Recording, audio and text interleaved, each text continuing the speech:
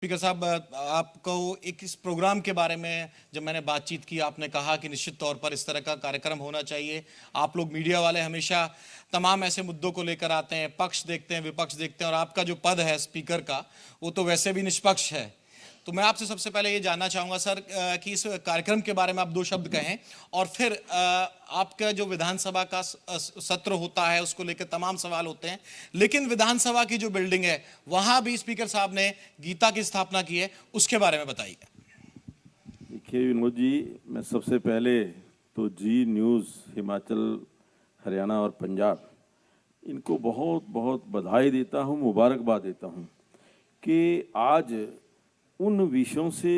परे हट करके, ऊपर हट करके, जो अक्सर राजनीतिक विषय होते हैं या मार धाड़ के विषय होते हैं या क्राइम के विषय होते हैं, उन पर तो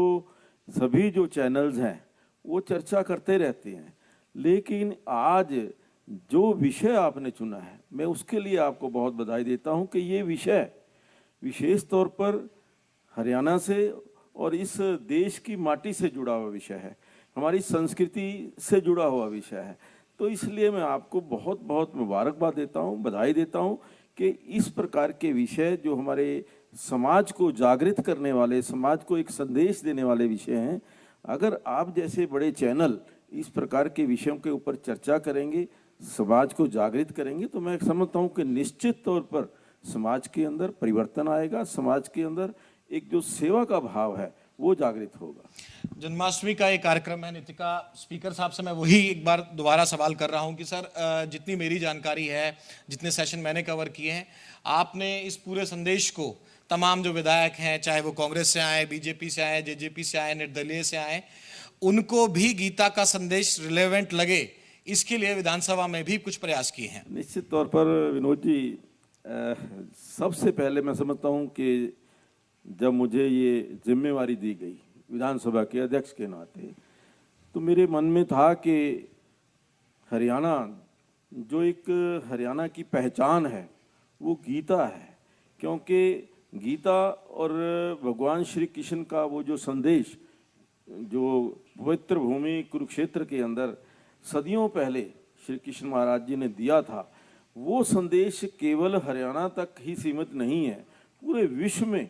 वो जितना सार्थक उस समय था,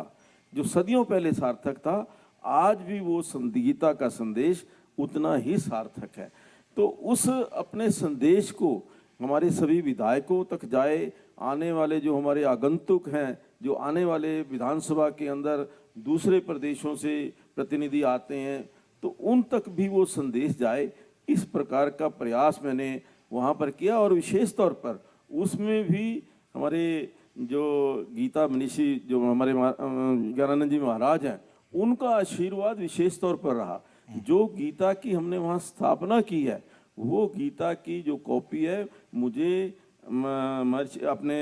ज्ञानानंद जी महाराज ने दिल्ली में समर्पित की थी, और उन्होंने एक मेरे से आग्रह किया था कि इसको कहीं अच्छे स्थान पर इसको स्थापित किया जाए। तो मेरे को लगा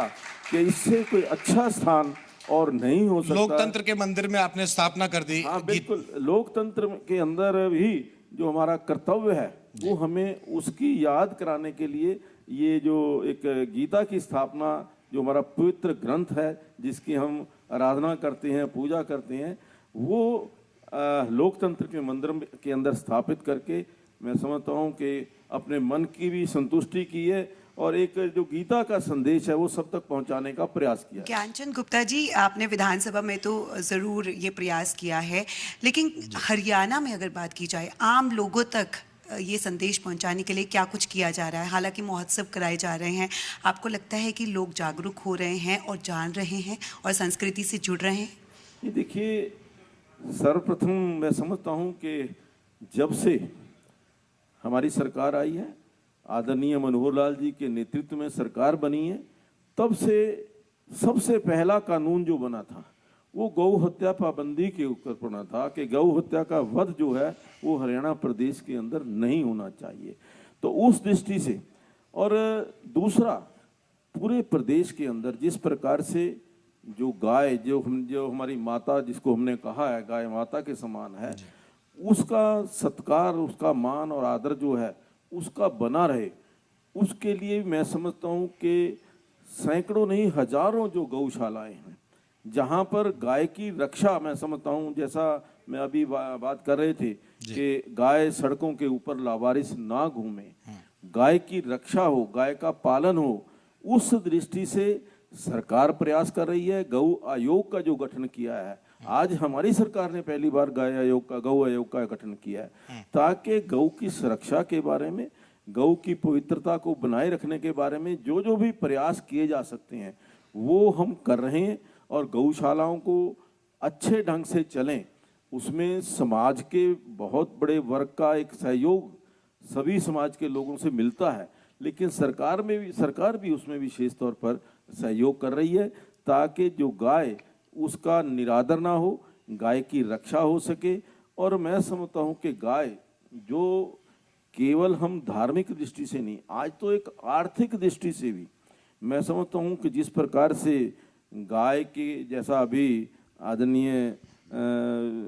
महाराज जी ने बताया कि किस प्रकार से गाय के गोबर का उपयोग कहाँ तक किया जा सकता है, किस प्रकार से उसकी जो पुरानी परंपरा रही है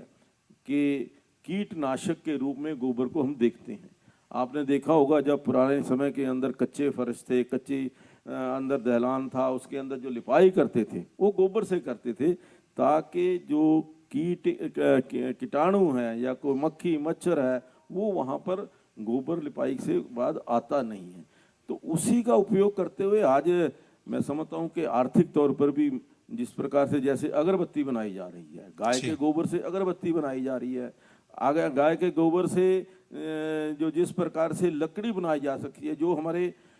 हवन के अंदर हमारे यूज होती है, हमारी अंत्येष्टि के अंदर भी उसको हम यूज कर सकते हैं। एक किस्म से वो लकड़ी को बचाने का भी एक बहुत बड़ा साधन ये गोबर के माध्यम से हम कर रहे हैं। और उसका एक फायदा और होने वाला है कि जितनी लकड़ी कम यूज होगी अंत्येष्टि में या और अन्य स्थानों के ऊपर, उतना वृक्ष कम कटेंगे, और वृक्ष कम कटेंगे तो पर्यावरण जो है वो बहुत ज़्यादा सुंदर होगा, पर्यावरण जो है हमारा बिल्कुल स्वच्छ होगा। तो उस दृष्टि से भी, आर्थिक दृष्टि से भी एक बहुत बड़ा योगदान गाय जो है हमारी जिंदगी के अंदर कर रही है। अब जैसे मूत्र है, गाय मूत्र को लीजिए आप, उससे अपनी आंखों के अंदर रोशनी जो है वो हमारी उसकी जो दवाई बन रही है उसको आंखों में डाल करके उससे उसका बड़ा फायदा हो रहा है। और सर इस मुद्दे पे कैंसर के अंदर सबसे साइंटिफिक किसे प्रूव नहीं करते हैं, और जो लोग हैं दूसरे इसे जो मानता रखते हैं, गाय में रखते हैं, गोधन में मानता रखते हैं, इस बात को अच्छे से मानते हैं, लेकिन कहीं ना कहीं इसका विरोध भी होता है, इसका मजाक भी उड़ाया जाता है। नहीं, देखिए वो उनके पीछे उनका एक पर्पस होता है कि जो आज मुझे जो लगता है कि आज जो बड़ी बड़ी मल्टीनेशनल्स हैं उनको कहीं ना कहीं जो हमारा पुरानी संस्कृति, जो हमारी पुरानी पद्धति है, वैदिक पद्धति है, जो हमारे जो उपचार है पिछली पहले पद्धति से होता, चाहे आयुर्वेद से होता था, चाहे वो और अन्य पद्धतियों से होता, उनको कहीं ना कहीं ये लगता है कि ये अगर आयुर्वेद पद्धति जो है अगर प्रफुल्लित हो गई, इसके ऊपर लोग विश्वास करने लगे हैं, उससे उनके जो बिजनेस को एक बहुत बड़ा नुकसान हो सकता है। इसलिए वो इस प्रकार का प्रचार करते हैं, जो बिल्कुल मैं कहूँगा कि दुष्प्रचार करते हैं, क्योंकि जो रिजल्ट्स हैं वो हमें देखने को मिले हैं। जो व्यक्ति जो इसका उपयोग करता है, चाहे वो मूत्र का है, जो गौमूत्र का है, इसी में स्पीकर साहब इसी में अगर इसे सरकार चाहे केंद्र की हो या राज्य की हो, नीतिका, अगर इसको साइंटिफिक तरीके से अगर प्रूव करके दिया जाए तो नहीं लगता आपको ज्यादा उसका प्रचार प्रसार हो सकता है, ज्यादा उपयोग हो सकता है? नहीं, उसके भी प्रयास जारी हैं, प्रयास भी किए जा रहे हैं। अपने जो हमारे योगाचार्य हैं स्वामी अपने, उन्होंने जो इसके ऊपर कई प्रयोग किए हैं, लेबोरेटरीज भी किए हैं और उनके हैं, उनके रिजल्ट भी अच्छे आए, स्वामी रामदेव जी महाराज ने। तो उसके ऊपर अब ये एक खोज शुरू हुई है।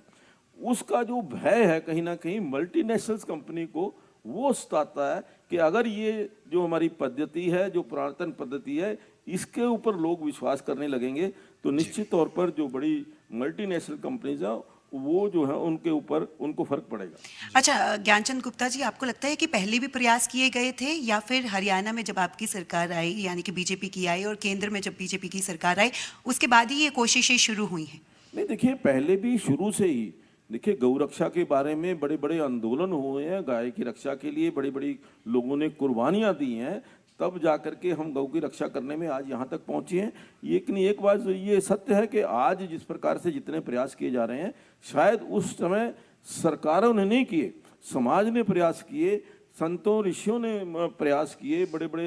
एक बार तो दिल्ली के अंदर बहुत बड़ा आंदोलन हुआ था इसको गौ रक्षा को लेकर के। तो मैं समझता हूँ कि अब क्योंकि सरकार साथ में खड़ी हुई है, सरकार ने इसको अपनाया है, इसको काम को अपनाया, इसलिए इसको विशेष जो एक महत्व जो है वो मिलने लगा है। इसमें एक सवाल सर, आप कानून की आपने बात की, आपने विधानसभा की बात की कि मनोहर सरकार आई, मनोहर सरकार ने आते ही कानून बना दिया, लेकिन कानून बनाना एक विषय है, उसको पूरी तरह से इम्प्लीमेंट करना एक विषय है। लेकिन क्योंकि आप भी अच्छी बखूबी वाकिफ होंगे कि मेवात एरिया खास तौर से आता है, जहां बीफ के एक्सपोर्ट को लेकर या गौवंश की हत्या को लेकर आए दिन जानकारी, खबरें निकलती रहती हैं। कानून बन गया तो वो इतना इम्प्लीमेंट क्यों नहीं हुआ? और गौ सेवा आयोग की आपने बात की, लेकिन जहां तक मेरी जानकारी, आप मुझे दुरुस्त कर दीजिएगा, गौ सेवा आयोग कहीं ना कहीं कृषि मंत्रालय या कहें कि पशुपालन मंत्रालय पर निर्भर करता है। एक बड़ा आयोग बनेगा, इंडिपेंडेंट काम करेगा, खुद का बजट होगा, ये दोनों सवाल हैं, क्योंकि आपने कानून का जिक्र किया। नहीं, देखिए निश्चित तौर पर जो गौ आयोग का गठन किया है उसको स्वतंत्र रूप से कार्य करने के लिए एक अनुमति होनी चाहिए और उसके लिए अलग से बजट होना चाहिए, ताकि जो गौ रक्षा की दृष्टि से या गौ संवर्धन की दृष्टि से जो गौ आयोग कार्य करना चाहता है, जहाँ पर लगता है कि ये इस की आवश्यकता है, गौ आयोग वहाँ पर पैसा खर्च कर सके या इंडिपेंडेंट तौर पर खर्च कर सके, इस बात की आवश्यकता है। लेकिन अभी जो परिस्थिति है, जो अभी प्रेजेंट के अंदर परिस्थिति है, वो अभी जो कृषि मंत्रालय है उसके अधीन गौ सेवा आयोग को दिया गया है। लेकिन इसके बारे में सुधार जो हैं वो एकदम नहीं होते जी। धीरे धीरे एक अब गौ आयोग बना है, उसकी मुश्किलों को देख करके, उसकी कार्य को देख करके, उसकी कितना इफेक्टिवनेस है वो देख करके निश्चित तौर पर संशोधन हो सकते हैं। निश्चित तौर पर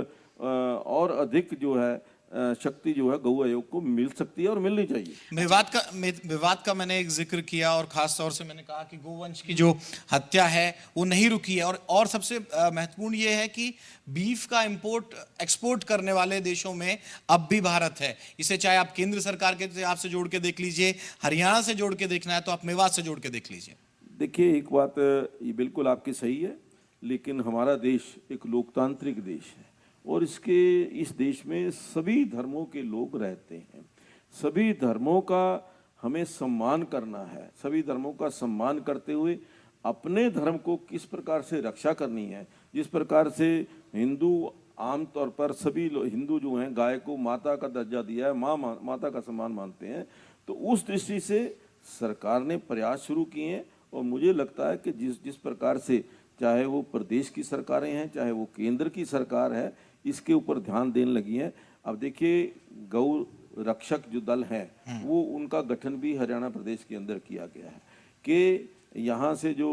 गाय थी काटने के लिए उनको ले जाया जाता था, बाहर भेजा जाता था, उसको रोकने के प्रयास किए जा रहे हैं। जहाँ जहाँ पर भी इस प्रकार से अनऑथराइज्ड वे से, इलीगल वे से जो गौ की हत्या होती है उसको रोकने का प्रयास और ज्यादा प्रयास करे जाने की और सरकार भी कर रही है और समाज के लोगों में भी जागृति आई है। अच्छा, ज्ञानचंद गुप्ता जी, आप कह रहे हैं कि गौ रक्षा के लिए कानून जो है हरियाणा ने लाया, आपको क्या लगता है दूसरे स्टेट्स के साथ कितनी ज़्यादा कोऑर्डिनेशन ज़रूरी है? क्योंकि बॉर्डर पर हम देखते हैं कि बेसहारा गायें हम अक्सर देखते हैं और कहीं ना कहीं एक्सीडेंट का कारण भी बनते हैं। तो दूसरी स्टेट के साथ कितना कोऑर्डिनेशन आपका है, चाहे वो हिमाचल की बात की जाए, पंजाब की बात की जाए और दूसरे राज्यों की? नहीं, देखिए ये समस्या जो है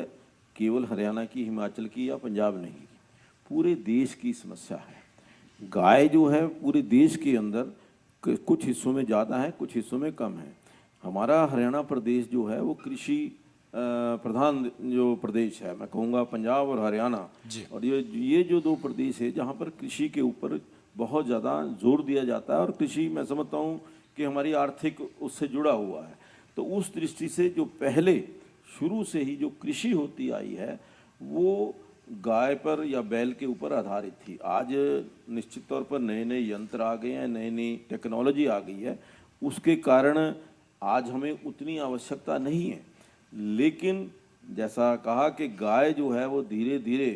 गाय की रक्षा के लिए गौशालाओं का और जो बैल हैं उनका उपयोग जो पहले हम करते थे कृषि के अंदर करते थे, वो अब क्योंकि इकोनॉमिकली वो उतना ज़्यादा ठीक नहीं है, इसलिए लोग अब ट्रैक्टर वगैरह यूज़ करने लगे। उन राजनीतिक कारणों से कुछ लोगों को खुश करने के लिए उन्होंने गाय के ऊपर विशेष ध्यान नहीं दिया। गाय हत्या जो थी, गौ हत्या, वो जारी रही। लेकिन जब से केंद्र में आदरणीय नरेंद्र मोदी जी के नेतृत्व में सरकार आई है, गाय की रक्षा के लिए गाय के ऊपर विशेष ध्यान जो है वो केंद्र की सरकार भी दे रही है, और जो जहां जहां पर हमारी सरकारें हैं वहां पर वो सरकारें भी गौ रक्षा की ओर विशेष ध्यान दे रही हैं।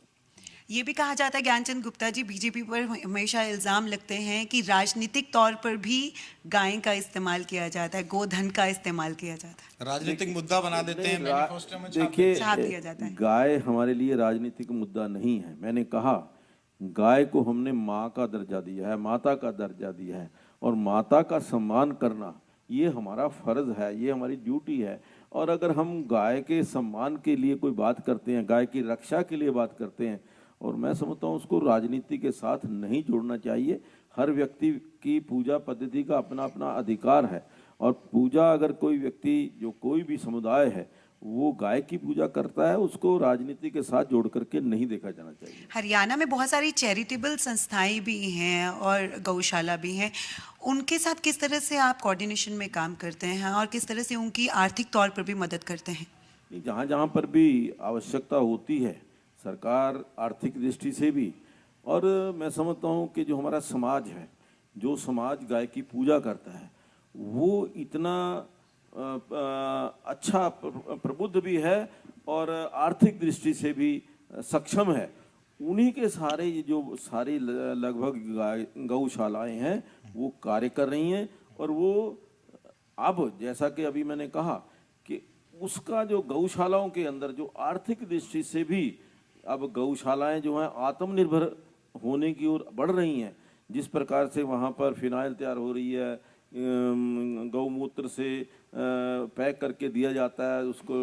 बेचा जाता है, या गोबर से अपनी लकड़ी बनाई जाती है, गोबर से और अन्य पदार्थ बनाए जाते हैं। तो मैं समझता हूँ कि वो दिन दूर नहीं जब सभी जो गौशालाएं हैं वो आत्मनिर्भर हो जाएंगी।